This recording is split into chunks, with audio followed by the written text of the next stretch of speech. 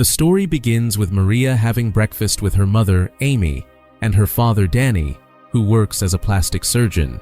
She then meets her classmate, Lily, and they take the school bus together. On the bus, their classmate Mark bullies Maria and prevents her from sitting down, which highlights her timid personality, unlike Lily, who appears social and confident. At the end of the school day, her mother tells her she's invited to the school's graduation party and asks her to take George, the son of her friend. Maria refuses, saying the party doesn't matter to her and she doesn't want to attend, but in truth, she's afraid of being bullied there. She enters her room and notices the corner of a paper sticking out from behind the mirror. She pulls it out and sees an X-ray image showing twins, which confuses her because she doesn't understand what she's looking at. She then takes a shower, and when she looks in the mirror, she sees her reflection staring back at her intensely. Terrified, she runs out of the bathroom. The next day, she goes to tell her father what happened. He asks if she slept well, noting that her face looks pale, and suggests she put on some makeup to cover it up. She complies. While applying it, her reflection in the mirror seems to be watching her, but she doesn't notice. She heads out to catch the school bus, but Mark continues to bully her. Then, Lily arrives in her new car, and Maria rides with her. On the way, they pass by Sean, Lily's friend. Maria sits in the back seat, while Sean sits up front next to Lily. Maria feels irritated and uncomfortable. When they arrive at school, Mark pushes Maria and she falls to the ground. Sean helps her up and argues with Mark in her defense, while Lily tries to calm the situation. Maria feels a sense of admiration for Sean, both for defending her and for treating her kindly. Back home, she lies on her bed and closes her eyes, dreaming of a woman giving birth in a hospital. When she wakes up, she realizes it was just a dream. That night, unable to sleep and feeling anxious, she hears a voice calling her from the bathroom. She follows it and sees her reflection in the mirror. Maria asks the reflection whether she is real or just her imagination. The reflection responds that she is real, that she knows everything about her, and that she has come to help her. Maria asks her reflection what her name is, and the reflection replies that her name is Irem. The next day, Maria tells her parents that she's changed her mind and will attend the graduation party. Her mother is thrilled, thinking that Maria is starting to come out of her shell. Maria goes to school, and after her day ends, she heads to her father's clinic. There, she sees him speaking with a patient named Claudia and senses there's something more than just a professional relationship between them. Afterwards, she goes out with her father, and they go to the cinema. At the theater, Maria spots Marco with his girlfriend, which makes her nervous.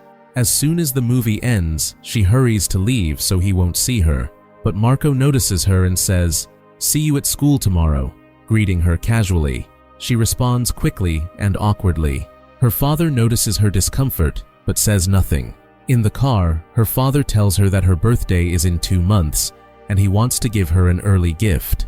He asks her to come by his clinic the next day to receive it.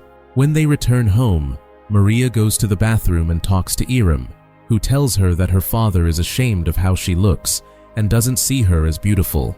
Maria defends him, saying Irem must have misunderstood. She tells Irem that her father plans to give her a car so she won't have to ride the school bus anymore. Then she hears her father approaching, so she turns off the light. The next day, she goes to his clinic to receive her gift. Her father seats her, examines her nose and chin, and tells her that he plans to perform cosmetic surgery on her to make her more beautiful, that this is her birthday present. He adds that they'll go have lunch together afterward. Maria feels deeply hurt and starts crying. When she returns home, she speaks to Irem again. Irem tells her that no one truly cares about her, not even her mother, who sees her as weak and just goes along with everything her father says, even though he's cheating on her. They both laugh loudly, and her mother hears them. She walks in suddenly and asks Maria who she was talking to. Maria lies and says she just remembered something funny. Her mother becomes worried and goes to tell her father, who reassures her that everything will be fine and gives her a sedative. The mother tells him that her nightmares have returned. The next morning, Maria goes with Lily to the ice skating rink to learn how to skate. But during practice, Lily suddenly leaves her alone, causing Maria to fall to the ground. When Maria asks for help, Lily refuses and tells her to stay away from Sean. She then begins dancing on the ice in front of her, while Maria stands there, shocked. When she gets home, Maria tells Iram what happened. Iram tells her that Lily is not her friend, that she's only pretending. She then says she can save Maria from all of this, but under one condition: they must switch places by putting their hands against each other's and having their lips touch as well. Maria places her hand in front of Iram's hand, ready to switch places, but at that moment, her mother knocks on the door and enters, placing a crown on her head in preparation for the party. She asks Maria to enjoy herself. Maria arrives at the party, where she meets Sean, and they dance together on the ice. Lily notices and stares at them, making Maria nervous. She loses her balance and falls. When Sean tries to help her, she pushes his hand away. Marco then extends his hand, and Maria thinks he's going to help, but instead, he pulls her across the ice in front of everyone, who laugh at her. Embarrassed and furious, she gets up quickly and leaves the rink. Back home, she vents to Iram and begs her to switch places immediately. She can no longer stand her life. Iram agrees, and they swap roles. From the very first moment, Iram's personality proves stronger and more confident than Maria's ever was. That night, Maria's mother has a nightmare in which she relives the day Maria was born. In the dream, she notices strange looks from her husband, which leaves her feeling unsettled. The next morning, Iram, posing as Maria, talks to her mother. Amy asks how the party went, and she replies that it was wonderful, then says she's very hungry and begins eating enthusiastically. Later, she goes to school, exuding confidence. On her way there, Marco mocks her. She stops, looks him straight in the eye, walks up to him, and warns him firmly. He's surprised by her boldness. As she walks away, she runs into Sean, who returns the crown she dropped at the party. Then, Lily shows up, and Sean walks away. Lily tells her she tried to help her during the party, but Maria cuts her off and asks her to teach her ice skating again. Lily is confused, thinking the party is over, but agrees. Next, Iram goes to her father's clinic and boldly confronts him, telling him that she missed him. He's shocked by her tone, but she leaves without explaining further. She then asks the secretary to bring her a drink and begins browsing through the medical records. She finds Claudia's phone number, calls her, and sets an appointment at 1 p.m. at the clinic.